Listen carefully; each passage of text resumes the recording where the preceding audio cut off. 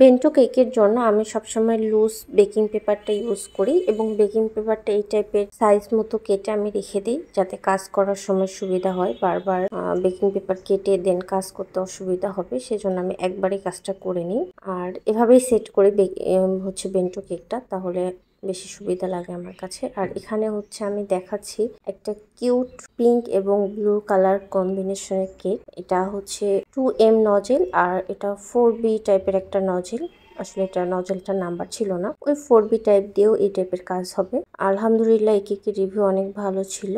Customer নিজে আমাকে design select করে দিয়েছিল এবং তার কেক খুব পছন্দ হয়েছে। আর এখানে আমি একটু গোল্ডেন ফয়েল দিয়ে দিচ্ছি, এটা ইডিবল, খাওয়া যাবে। আর হ্যাঁ, আমাদের লোকেশন হচ্ছে দিনাজপুর জেলা, ফুলবাড়ি থানা। শুধু এই এরিয়াতেই আমরা কেক ডেলিভারি করি বা এই এলাকায় সার্ভিস দিই। তো আপনাদের আজকে কেকটা কেমন লাগলো অবশ্যই জানাবেন। আল্লাহ হাফিজ, আসসালামু আলাইকুম।